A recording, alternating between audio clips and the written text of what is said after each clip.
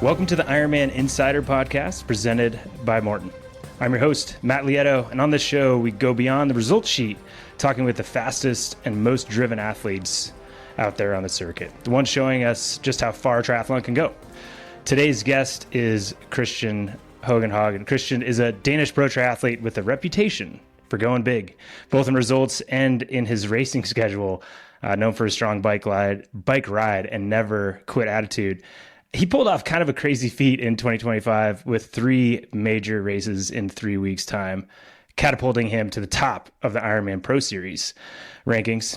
While most would crumble under that load, Kristian showed up each time ready to battle, proving he's not just tough, but one of the most consistent racers in the sport. What's going on, Kristian?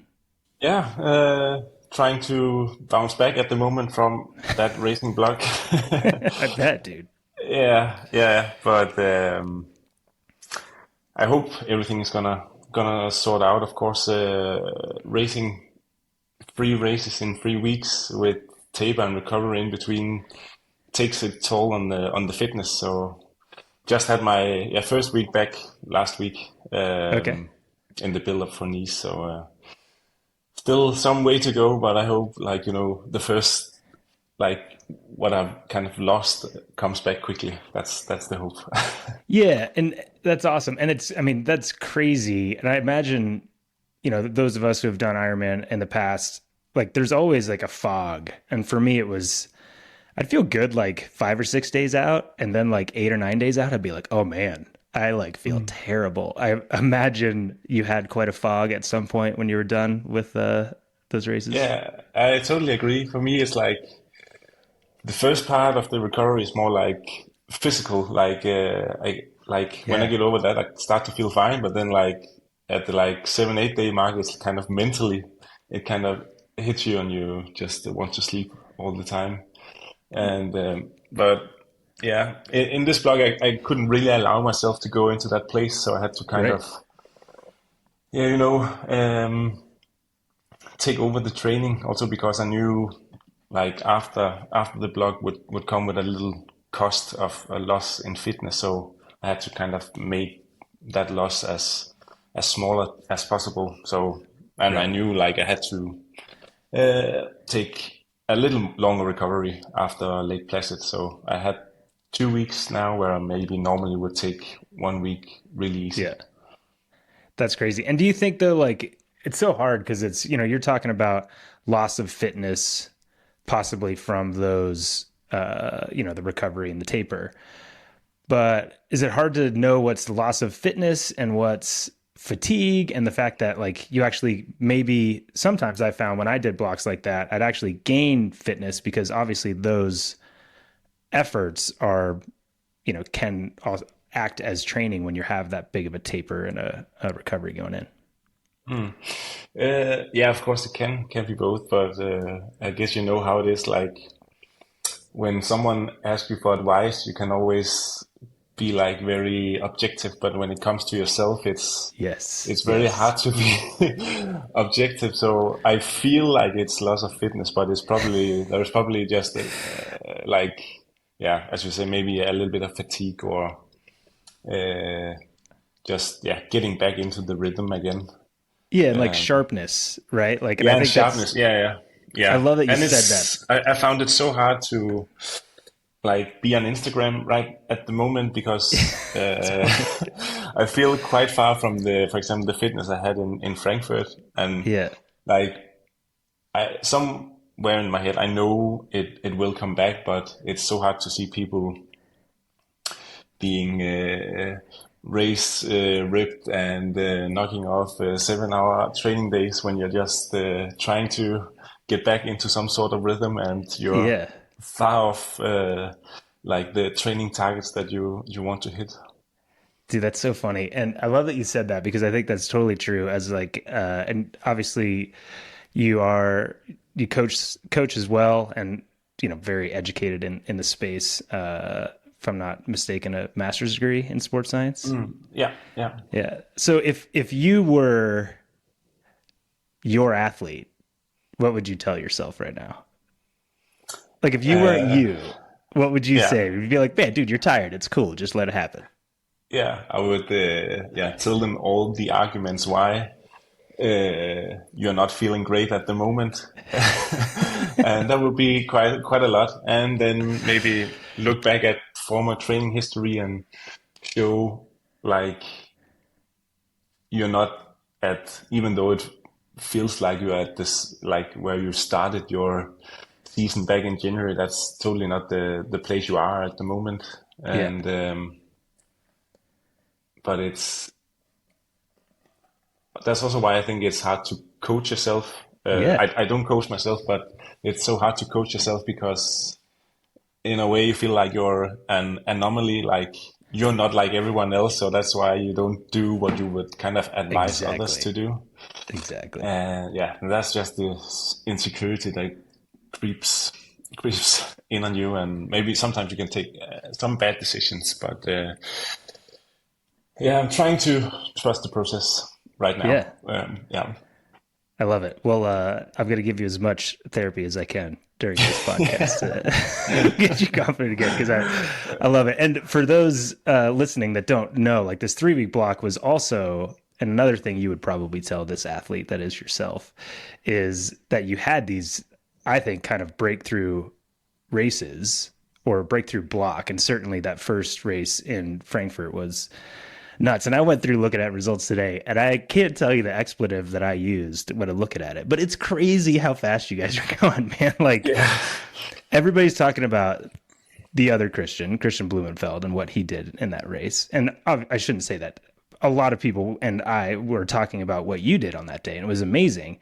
But sometimes the person that wins and has that time overshadows the fact that you went 7:28. 7:28, rode a 3:52. Like, that's insane, dude. Yeah, and that's just how the level of the sport has been progressing. It's absolutely nuts. And I feel like I have been progressing like in one way or the other since I did my first pro race, but it's like the development of the sport has just maybe some years been even steeper than my own curve.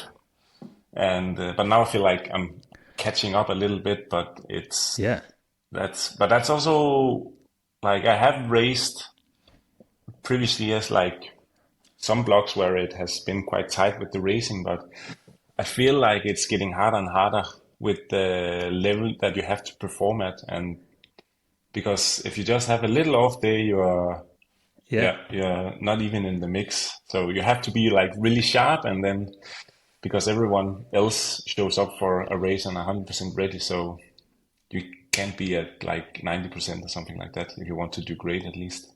Yeah, and I think like it's funny looking at, you saying that and looking at the last year's Pro Series result. Like obviously you were third place, right? So your consistency is showing that like you are showing up at every race, but as you know, you haven't won a race yet, right? So like, or you have like, but just not in the last couple of years. So like, I know that's where you're coming from, right? Is like, do you want to be the first one across that finish line? And frick, man, like you're doing these huge results and it's not happening. Like, and like I have to play my cards, and it's being aggressive on the bike, and we have tried races where I've tried to be like very conservative at the start of the bike because maybe we were relying that guys were coming from behind, and then they eventually never did.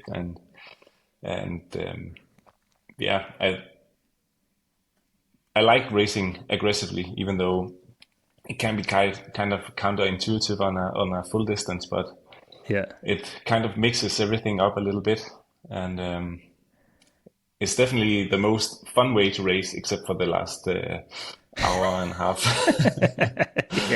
It hurts a little bit. And I love it because I do love the way you race because, as you said, like sometimes you will be aggressive and go for it off the front, but then there's other times where, I'm out of moto and I see you in the front of a big group and you're still being aggressive. Like I can picture the way that you look over your shoulder with disdain and you're just like, okay, now I gotta attack these guys again. And you're right. Like, and that's the hard part I know is that when you like when you miss a front group, like in Topa, you weren't in the front, and it's frustrating because you're like, I know I have to be doing everything as hard as possible, but you can't, like, no matter how mentally strong you are, you can't just sit there and pull 10 guys with you, right? No. Yeah.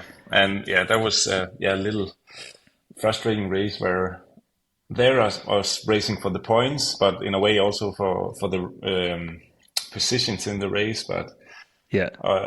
my fitness was also not where, like, it also requires some sort of fitness. You can be as aggressive and Sure. wanting it as much as you want, but if you don't have the fitness to kind of back it up, then it gets really, really hard.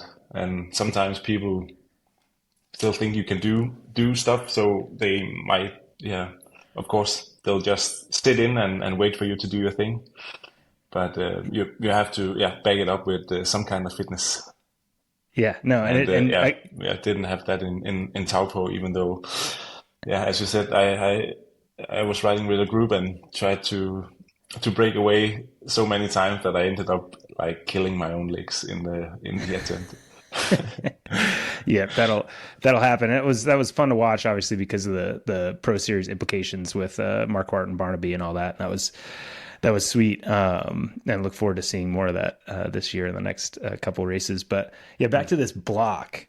You do Frankfurt, and again, to me, it's just bananas that 7:28 time. And then you go into Swansea 2 weeks later, give a nice little break there, and 3:53 with a 1:13 runoff. And then Placid, to me, stands out. Obviously, a second place, 7:56. And dude, I don't like people might disagree. I don't like talking about myself too much on this podcast and my like racing. But dude, I went to Placid a long time ago. I don't know when it was. And I was second place until like mile 18 or something. And I want to say I went like 8:55 or something and was like fourth place. And you guys are going an hour faster. It's insane, dude. Yeah. Insane. I mean, yeah. It was like, and that's what I say, like, everyone is there to race and everyone is there at like 100%. And I might have to, I had played my cards a little different at that race, but Yeah. I have to like give kudos to especially Trevor Foley, who were like, he was just drilling that bike and everyone just had to, try and follow. And then maybe some guys recovered a little bit and then they were throwing a little bit of watt bombs and that just made the pace like incredibly high. And but yeah, it's definitely a race I would recommend everyone to try and go to. But Yeah, but it's also amazing, think there's right? maybe an accumulating effect. Like I feel like at really hard courses, if you're able to ride really fast, it also gets that much faster because you don't like slow. Maybe you can carry the speed over some of the small hills and stuff like Yeah. that. But also equipment but it's crazy that you on a course with I don't know how many feet of elevation there was, but It's like that you 7,000 or something.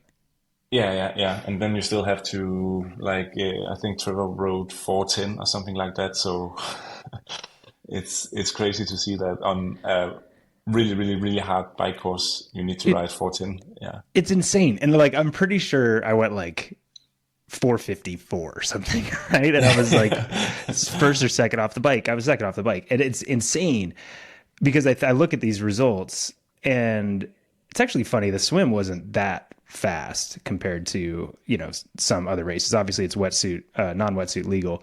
But the bike 4:14 and the run 2:45 just does not show. Like if somebody would look at your results, they'd be like, oh, okay, that looks like a fun little course. You're like, no, dude, that course is gnarly. And I want to talk about, because I was lucky enough to be the commentator on one of the commentators with Craig Alexander on that race. And I want to talk about your swim because it seems markedly different this year, but it did seem like your tactics were different. Like what you say about like, you have to be aggressive. Like at Frankfurt, you went crazy. You went aggressive on the bike 3:52, and at Placid, it looked like you were riding steady and just be like, I've got 2 races in me. I'm tired. I'm going to do what I need to do to stay steady. And then when these guys catch, I'll do what I have to do. Is that accurate? Yeah, definitely. Yeah, and it was, maybe it was 3 weeks after Frankfurt where I really felt like I was, in kind of peak fitness. Yeah. And I think there was, between peak fitness and just like your regular, really high level fitness, there was definitely a couple of percent difference. But I still tried to be aggressive on the start on the bike and try to catch the front and then break away from that. And then I kind of settled in the pace. I could see that it wasn't something where maybe I was going to create huge gaps or anything, but Gotcha. it was kind of what I had on the day. And then I just kind of agreed with myself to, rest with peace in mind that if I just held those watts, I could, at least run well and still collect some good points. And then, if people were gonna catch me, that would also be fine. Actually, I hope that maybe Robert Callan actually would kind of catch up to me, because I thought with the watch I was pushing, it was definitely doable, but seeing the pack going up the climb back to the city, where I saw like a pack of maybe 6 guys or something like that, I was like, that was definitely not the scenario I had in mind. But they also had to ride pretty hard, so probably took out a little bit of their legs. Yeah, and it's funny too, because I think that lead group was kind of deceiving to a certain extent, because when it's so big, you assume that, maybe usually you don't see a group that big, and including you when they were caught. That's that many. Like in years past, we would have called most of you guys or your performances like kind of Uber bikers. Like you're some of like the strongest cyclists in the sport, and you rarely see 5 or 6. I mean, because Leon Chevier was there as well. Like you never see 6, I want to say it was 5 or 6 athletes of your caliber on the bike together. And then like, it's like that when like Robert Callan slips off the back, you're like, wait, what? Callan got dropped. That's gnarly.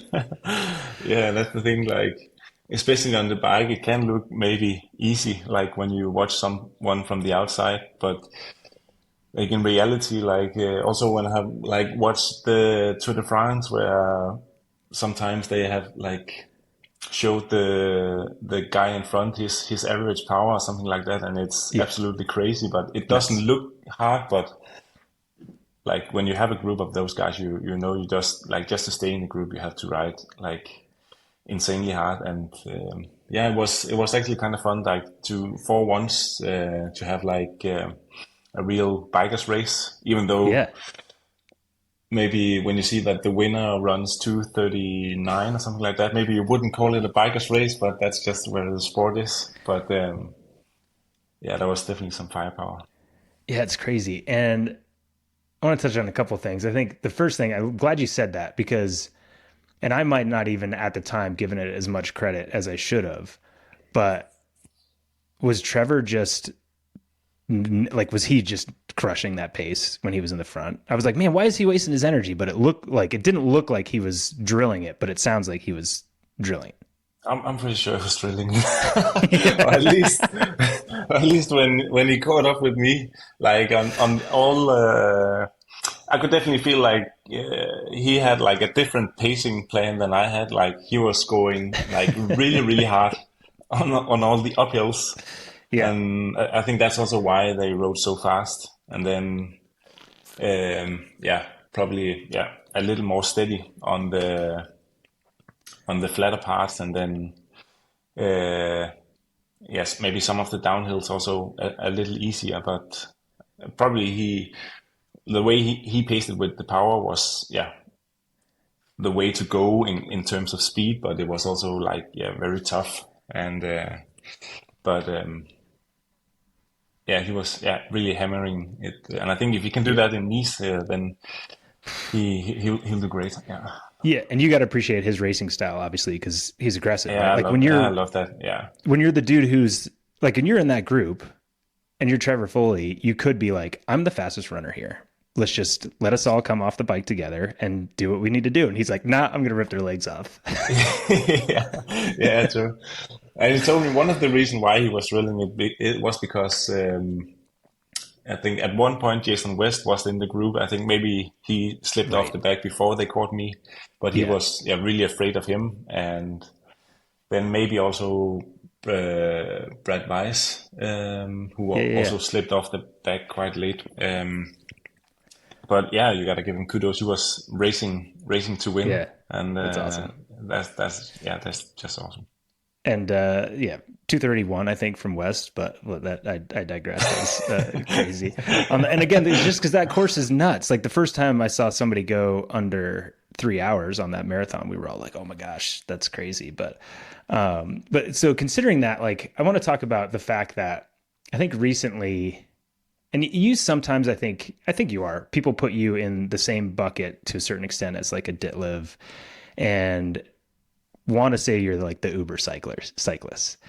And it's like, you ran a 2:42 in Frankfurt and a 2:45 in Placid.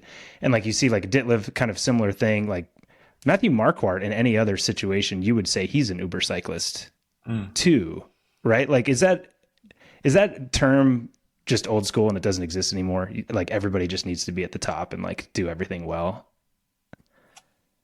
Yeah, I think so. That's definitely where once maybe you could be really, really good at one of the things and then do well in the race. Now you have to be, good at all at two, and then maybe really good at one.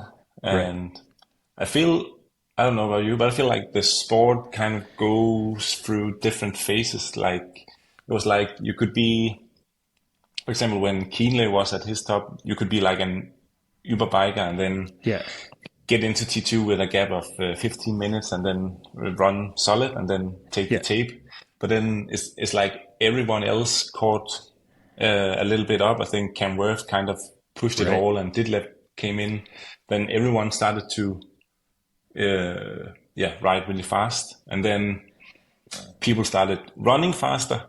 But then it's like that then pushed the whole level. So everyone started to run faster, and now it's like a few people are starting to bike faster again in a way. But it's not like now maybe if you can get into T2 with a gap of 5 minutes, then you are like an Uber biker. But then you still have to back it up with a 240 marathon or something like that, or probably faster at some races. Yeah, no, I agree. And that's what's crazy is that there's like, it used to be the Uber cyclist, if he got a big enough lead in an Ironman, could run like a 3 hour. And still I would wish you could do that. Those are the days. But man, I wanted to, like, your progress to me, it's like, I can't refer to you or talk about you without saying consistent, right? And I think you obviously focus on your consistency, certainly why you were third in the Pro Series last year, while you're currently in fourth, but I would say you're technically in third because of races scored. Chevier has more races than everybody else in the lead, but it seems like you're continuing to like add the puzzle pieces that will allow you to be a contender at World Championships, which you already are. You were ninth last year in Kona, but also like, I love it because you show this consistency, but you put yourself in the hardest races you can, so that level keeps going up, that at one point, like, you're just going to be winning a bunch of races because you're like consistently raising your level. And what, am I wrong that the swim has taken like a pretty, like, you're already a good swimmer, but it seems like it's taken a notch up this year. Like, you've been front pack or like 20 seconds off front pack every race. Yeah, definitely. And I think that made kind of a huge impact on like the remaining part of the race, even though it's only like 1 hour of the race. It's like it has like accumulating effects. All the effort that I have to before use to kind of catch the front, I can now use as an attack. And from there, maybe ride my own pace. But as you said, like the swim has like steadily improved over the last few years, but it's like I feel like, let's say if your threshold pace is like a 115 or something like that, maybe, and you have progressed from maybe a 117 or 118 pace, Yeah. and then down to a 115, maybe you feel like you have progressed, but you're still within the same group because maybe Right. like getting to the front pack requires like maybe 113 or 112 or something like that. So only like a very, very small increase in swim level, but you don't see that in racing. And I think that's what I've made over the last year, like just improving that little bit, Right. and that's just starting to show in races. That's rad. And I think it's probably, just to nerd out a little bit, that, but also your ability to swim 108s, 109s for 200 or 300 and not get like exploded. Yeah, exactly. Yeah. And that's the thing with swimming, like even increasing your pace by 1 second per 100 meter can be like, the difference between having a hard time or, as you said, like exploding. Yeah. And maybe that, like sometimes you just need that 1 second per 100 meter to be able to make close a gap or something like that. And, yeah. For sure. And it's also, cool. And yeah, go ahead. Oh, it was just like, I feel like maybe it's also because I'm starting to swim better, but feel like I'm getting a better understanding of how to pace the effort, or like how to position yourself in the swim, where like you can't just rely on others in the swim, because it can be kind of like all together after 300 meters, but then people are starting to pop and then gaps opens. And I feel like if you can position yourself good, if you know where to kind of position yourself, then maybe you can avoid like, or be just well aware that maybe you have to overtake some guys, because if they kind of get off the feet of the guys in front, it's probably not on purpose. It's just because they are exploded.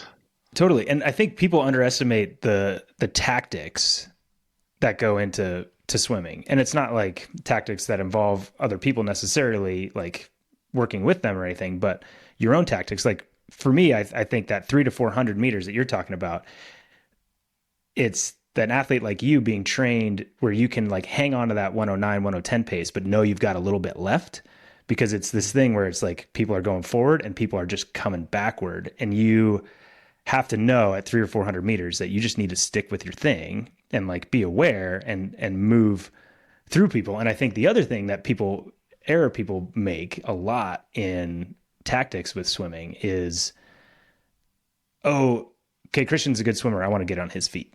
And that's their plan. And it's like, that does not work. And I realized that at one point, and I realized, okay, I'm going to make a point to never try to recognize anybody I'm swimming around, so that I don't think, okay, I'll go here. It's like, no, always just do what you're saying. Move up when you can, and like make sure you're not the person who's behind the guy who loses the feet, right? Yeah, that's a really good point. And that's also what I've learned also on the bike. Like you can beforehand, maybe you can have some assumption of how the race is going to go, but you can't rely on someone maybe catching you on the bike and then going with them, or like likewise on the swim, like okay, he's gonna make the front group, so I'm just gonna stick with him. Like you gotta also trust your own plan in a way, and then kind of commit to that. Otherwise you're just putting your kind of faith into others' hands, and then for sure. And I think like at Frankfurt you could have had a race swim plan of staying on Blumenfeld's feet, but you outswam him by over a minute, right? So like that's that. And I'm curious, did your tactics change when you got into transition and you were like, oh, he's not here, I need to go super hard right now? Was there that at all? I could feel that we were swimming quite hard on the first lap at least. And also when we were swimming back to shore, we had the sun in our eyes, and it can be quite hard to keep the feet. but I had no idea where I was within the field. But then when we got up and I could count, maybe two handful of guys within that group, and I I couldn't see this big guy Blumenfeld in the group, and I was like, oh shit! And there was no Ditlev also, so then I had the second loop to kind of make the plan of what exactly to do when I got out of the water. And awesome. But yeah, in a way it still remained the same. I thought just as I hoped that Robert Callan would catch me in Lake Placid, I had kind of hoped that if I went off the front, Magnus would eventually catch me at some point. But that also never happened. And as also just to speak into the point we made before, that if my race plan had evolved around Magnus, and then maybe I would have just waited for him to kind of get in the group and then do something. But of course I just tried to attack, and then made a different plan. So you have to kind of go with the flow sometimes. For sure. And I think in this era, and you're talking about the bar continuing to be raised, it's even more that. And I think people think athletes have, because amateurs and till the last few years, professionals would be like, okay, my goal, my plan for the race is to hold what I can hold for that distance. And that doesn't change. Where in world championships, it was always a little different. You had to have some tactics because of group dynamics and all this stuff. But now it's like, there's no A, B, C plan. There's A through K or G or something, right? You have to be dynamic to be able to change with those tactics, but you also have to the part of me that stands out is you have to train so many different energy systems so that you can have these different options. Yeah, and that's also, in a way, I feel like I'm doing less Ironman training now than I did before, where I would just maybe ditch a lot of the higher intensity stuff and then kind of ride at my race power for the many weeks leading into the race. And I just don't think you can rely on that anymore. No. Because the fields are getting so dense, and now you have to kind of respond to attacks, and it's getting more like a road race in some sense. Yeah, and it's fun. It's fun to be I know it's annoying to have to go that hard, but it's fun to watch, and it's fun to race, I imagine. Yeah, it's a lot more fun. Not can be kind of boring just to sit in the group there for 180 kilometers. So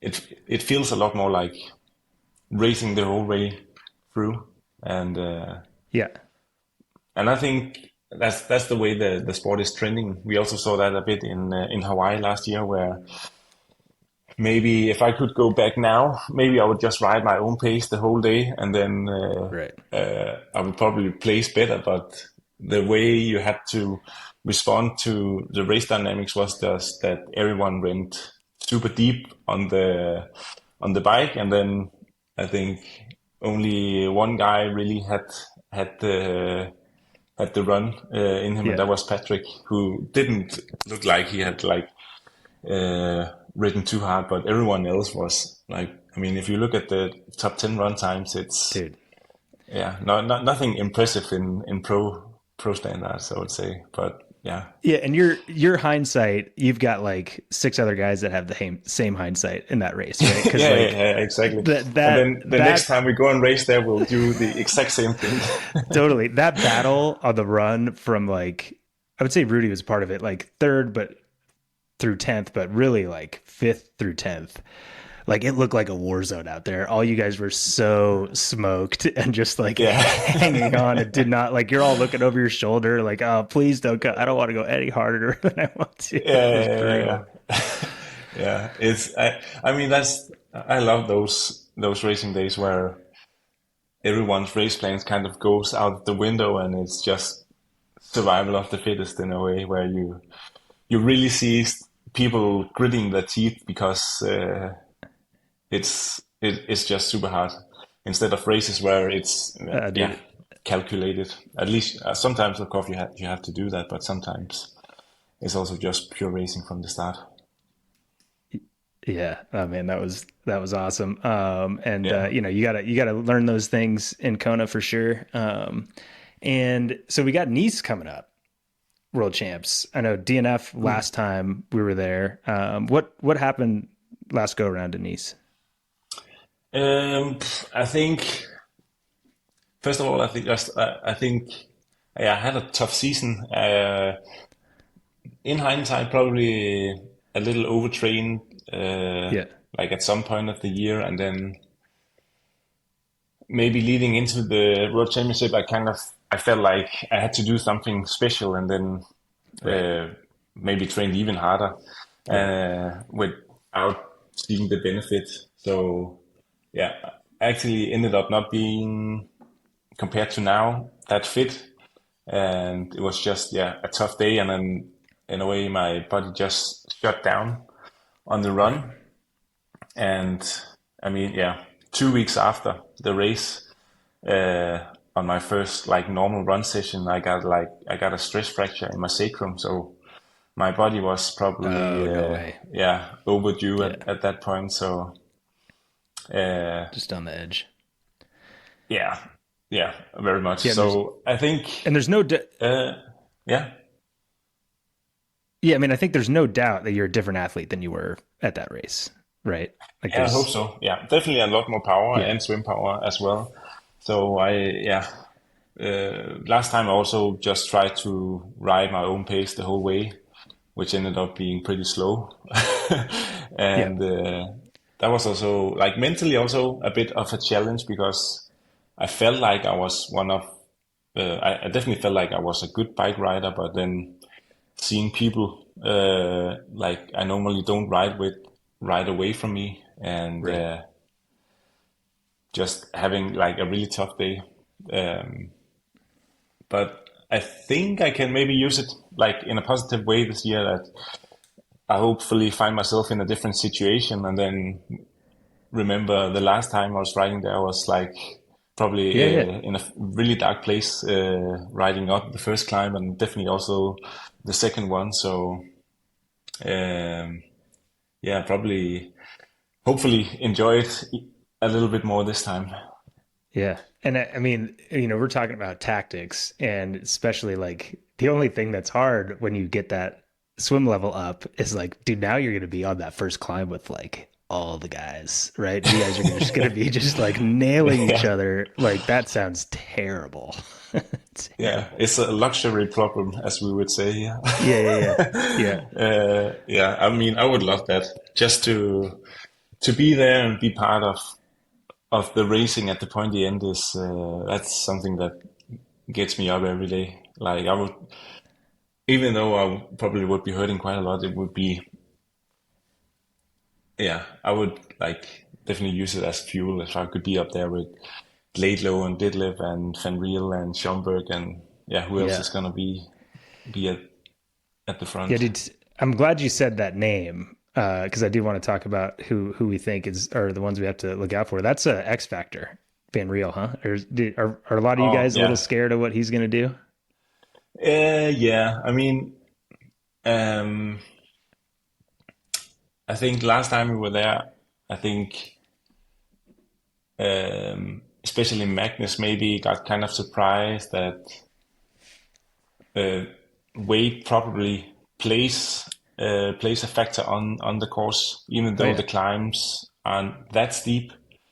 It's I don't know if you use percentages, but I think most of the yeah, time yeah, it's like 5% or 6%, so you can go um, yeah, like above 15 miles per hour. So you're still climbing pretty fast, but weight just plays a power sure. uh, a factor. And the thing with Martin van Riel is that he doesn't. I don't know what his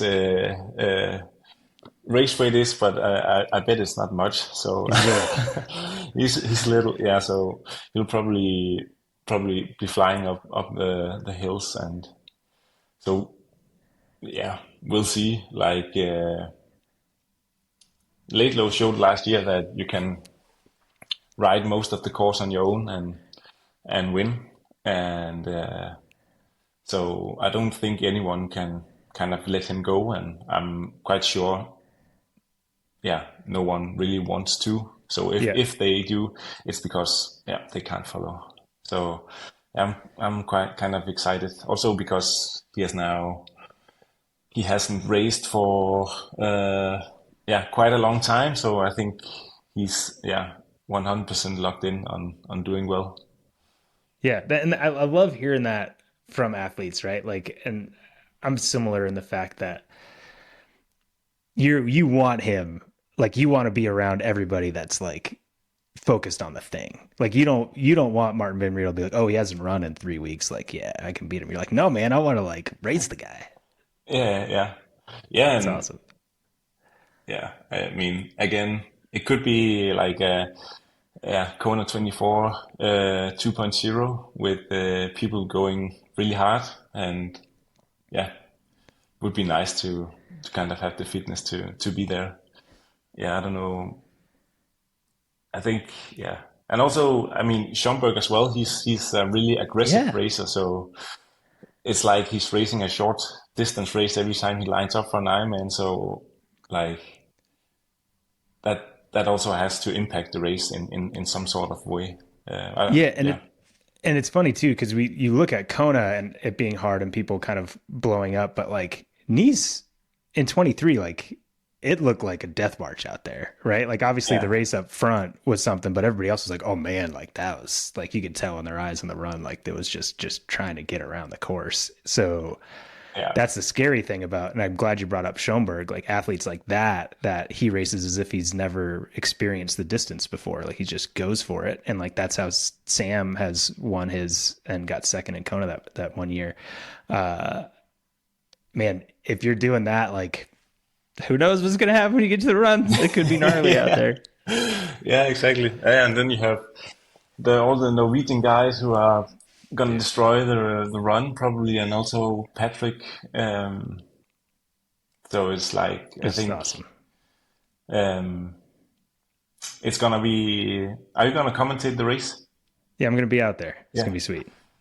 Cool, because I think there's gonna be a lot of things to talk about, like during the whole race, because there are so many things that could play out depending on how the bike develops. Is it gonna be like a really tough bike? Then maybe the run is like a joker, because you can be a really good runner, but if you destroy your legs on the bike, you probably aren't gonna run up to your best. But if the bike gets a bit more tactical, then it's probably gonna come down to a runner's race. Right. And right now, I think no one really knows how the bike is gonna pan out, but I think that's gonna be the decisive thing on like what type of athlete that. Of course, the fittest athlete is probably gonna win, but is it gonna be like more like a biker heavy athlete, or maybe a run heavy athlete that's gonna win on the courses? Comes down to how the bike plays out. Yeah. So from your personal perspective, when you're on the other side on the Monday after that race, what kind of race or performance would you have to have, or output would you have to have for you to feel good about that race? I imagine it's not a placing thing, but like for you, what are your goals, and what do you think you need to do to be happy about your end result in Nice? That would be to in one way or the other be a factor within the race at some point. So I think where I am right now, it's probably gonna be hard to be there at the second part of the run, but if I can one way or the other make an impact in the race on the bike, and I don't know how or if it's gonna happen, but then if I could do that and back it up with a solid run, then I would be very happy with my performance. Awesome. I'm going to go back into the therapy side of this podcast and Yeah. say, dude, it's coming, man. It's the sharpness, and the sharpness will come, and the feel is so important to an athlete's confidence. And you would be able to tell this to yourself if you were coaching yourself, like, man, you're not going to feel good after that block for a while. And like, No. that's just kind of the deal. And, Yeah, you're probably right. it's hard because like there's a little bit of faith. Like you have to just like kind of trust that like when you get there, and sometimes you might not feel sharp till like 2 days before the race or a week before the race or never, and just be like, it's in there, like, to look at the analytics, to look at the metrics, like it's there. But when the athlete doesn't feel it, it's hard to get out of that space in your head. Yeah, you're totally right. And actually, like because this year I've been doing a lot of like heat training, Yeah. and we have collaborated a little bit with the local university where they can like measure blood volume, so we can see how it has kind of developed through Oh, this cool. year. And it I did a big heat block back in April, and then actually just maintained it for 3 months after that. And we have like taken now we are we took 4 measurements doing it, and we could see like the hemoglobin like just steadily Yeah. increase a little bit. And now I haven't done heat training for uh, yeah 4 weeks because of all the travel. And then when I got back home and just needed some downtime, Yeah. like doing heat training wasn't so I would say tempting. So, but then today I got like a measurement, and I was 100% sure that I would have like dropped totally back to my base level back Yeah. in March. But it was actually completely the same. Oh, cool. So in a way, that's also nice. So as you said, that the fitness is probably still there. It's just there are so many factors, and Totally. even though it's just a number, it's nice to know that like I That had gives you also a huge fear in the back confidence. of I had a fear in the back of my mind that maybe it was even lower than the baseline because the body has been in such stress for so many weeks. And but just to see that at least those numbers are where they were before is really nice. So Yeah, yeah. that's sweet. And it's funny too. It's so hard because obviously you're being smart about it, and it's so hard not to chase the things that help you. But like the fact, like you should have taken 4 weeks off of heat training. Like you going back and doing heat training after that Yeah. block would have not been a good idea, right? Like, No, but probably not. No. there's a part of you in your head that's like, we need to get back in there. I don't want my hemoglobin to go down, right? So it's just like Yeah.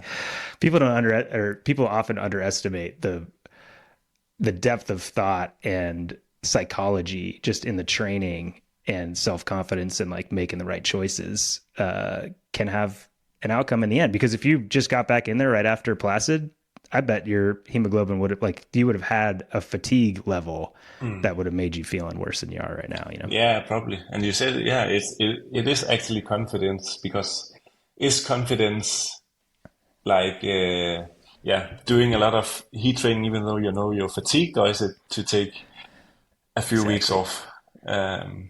That's that's a good point. But again, I would recommend, like, if I had an athlete, to take a few weeks off. But when it comes to myself, I'm more like, Yeah. you probably shouldn't take a You few can do it. weeks You can off. do it. You got to be You can tougher. do it. Yeah. Yeah. It's so Don't funny. cry. Don't cry about it. It's Yeah. so funny. I love it. Love It's it. yeah. Yeah.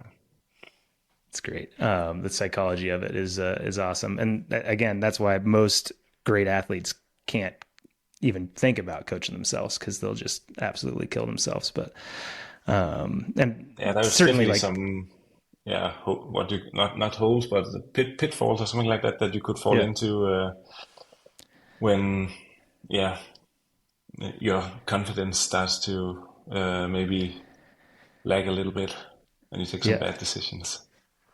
So I mean, I'd imagine like, and certainly for me, it's fun thinking about and listening to you talk about Nice in 2023, and then where you're at now in 2025, and how much confidence you've had to have gained from those 2 seasons, even though you didn't get a big Ironman win per se, but like third in the Pro Series last year. Again, as far as I'm concerned, you're sitting in essentially third going into World Champ season. How do you let yourself as an athlete, like, do you sit back and like let yourself like look at that and be like, okay, I should be feeling better. Like I should be giving myself a pat on the back, or is it always like trying to be better than you were? Of course, there's always, trying to be better than you were. I'm trying to also appreciate where I am right now. Like, also because I've in the past maybe haven't sometimes appreciated how good of a fitness I was in. Yeah. Because you're always looking at, oh, now I'm pushing 380 watts. Maybe I want to push 400, but then you never realize that where you were was actually really good.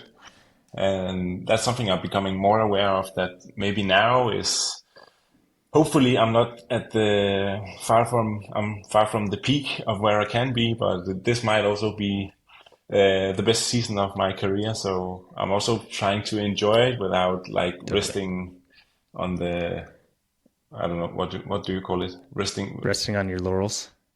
Resting on laurels, yeah. Yeah. But of course, you always have to kind of, chase a little bit. And, I have some targets within the training that I hope I can kind of hit before Nice. And then I think my confidence will come with that. But but I think maybe it's also a bit dangerous to have some targets that you want to hit if you don't hit them. But right. And it is hard too, though. Like, as you said, like you get to the point where you're the best that you've been. There has to be some patience, because like I've experienced chronic fatigue. I know athletes that have experienced it, and it's always when they're like, I'm the best I ever was, and then I just wanted to get right back up there. And it's like, that'll happen, but you might, like, maybe that's 2026. You got to like recover and then go from there. Because if you look at Frankfurt, you're good enough to be a factor in the World Championships, right? Where you're at. So like, again, just trying to get to where your body is capable this year is going to give you plenty. Yeah. That's it's a good point. Good therapy session here. Yeah, you're welcome. I'll send you the bill. Dude, so Pro Series, I'm stoked because it's like, it's just going to come down to World Champs, right? Like there's basically 3 of you and a couple behind that aren't too far back. But to me right now, it's like Marquardt, Blumenfeld, and you are within like 450 points. And is that exciting to you again, that it's going to come down to the last 2 races? Yeah. It's like really, it's a bit daunting in a way, because you have to be like super sharp, and you have to, like, all of us, to be on the podium, we have to perform. Like, if we have an off day and end up walking on the marathon, you could easily lose like 15 minutes, and some from behind are gonna pass. So it's it's a nice little, in a way, pressure to have on the back, but also for us doing the series, it's an extra dimension within the race. And as I said, I think Blumenfeld is maybe around 10 minutes ahead of me, but in a full distance, it's actually not that much, especially not in a World Championship race, where everyone, a lot of guys are racing to win, and if they're not racing to win, they're racing for the podium, and not for the podium, for the top 5. And then the remaining guys are racing for the top 10. Like, everyone is having like a really, really, I think, high goal for them within the race. So like, that also means that, you can end up walking. And so, like, there are some standings now, and I bet they look, much different after the race. I think you're right. Of course, I hope within my favor, of course. But I think you're right. Yeah, it's It's really cool. It's cool too, because I think it can also sometimes have athletes be more patient because their focus is make sure I don't blow up, and like actually seeing athletes have better halves of races that they're like thinking about the points, right? And it can go either way. People can be more aggressive and people can be, patient, but I know you're consistent, so I'm looking forward to seeing it.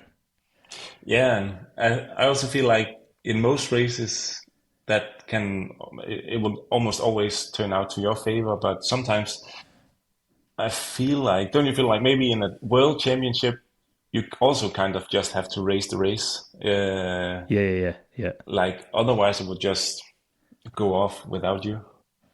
Totally.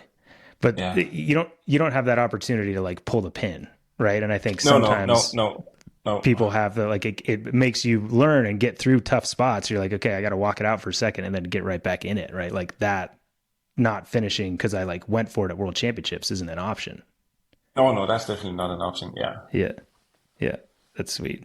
Well, okay, I'm gonna play a game with you. See if you can guess what I think your best performance of last year was. Of last year. Okay, yeah. My best performance of last year. I'm gonna tell you what it is. I'm gonna tell you what it Okay. is because you're not gonna guess it. The dance floor at the Kona after party. Uh, of course. Dude, you can you've got some skills. Did I see a backflip in there at some point? That wasn't me. That was Caden. Like Oh, that was, yeah, you helped Caden. That's right. That I was probably Caden. helped him. Yeah, yeah, yeah. No, I was Yeah. just breakdancing in Dude. in my all white clothes that my little brother has had bought for me for my birthday, and it's I still have the clothes, but like I can't get the like imagine a dance floor where there is beer and Yeah. other kind of drinks, and then people have been dancing there for a couple of hours, and then you decide to rub your pants and shirt on it. That's yeah, you can't get it off, even with the silly bang or something like that. That's not coming Uh, out.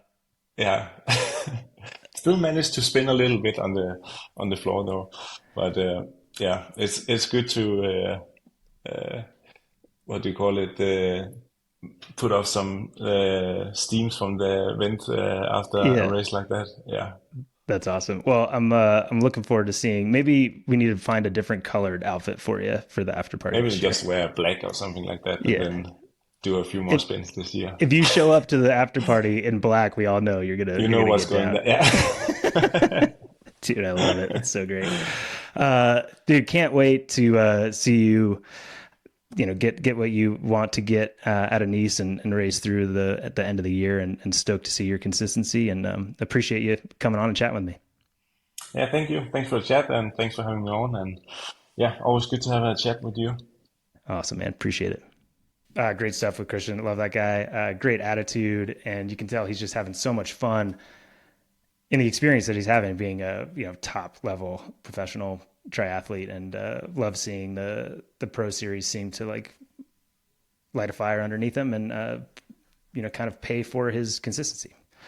It's awesome. So yeah, pro series is it's tight. It's going into the world champs season. We do have Zell MC coming up, so keep an eye on that.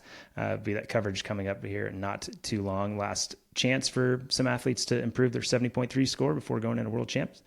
So we'll see how that goes. And if you want to stay across the latest in Ironman and Ironman Pro Series news, follow at Ironman Try on Instagram, and check out proseries.ironman.com for standings, athlete bios, episodes of A Fighting Chance, replays of all the races, and more. And of course, I want to thank our presenting sponsor, Morton, the official sports performance nutrition partner of the Ironman Global Series, and all Ironman athletes have access to Morton hydrogels and solids out on course in 2025. Thanks to you guys. Could not do this without you. And if you like this conversation, please like, share, and subscribe wherever you listen to this podcast. And if you're on the trainer, you can watch the podcast on the Ironman Triathlon YouTube channel. Thanks so much for joining us on the Ironman Insider Podcast, presented by Morton. And be sure to keep an eye on this space for more great conversations as we head into World Champs. And we're going to have some special episodes in World Champs as well. And can't wait to chat with these athletes going into the important part of the season. I'm your host, Matt Lieto. Thanks so much for tuning in.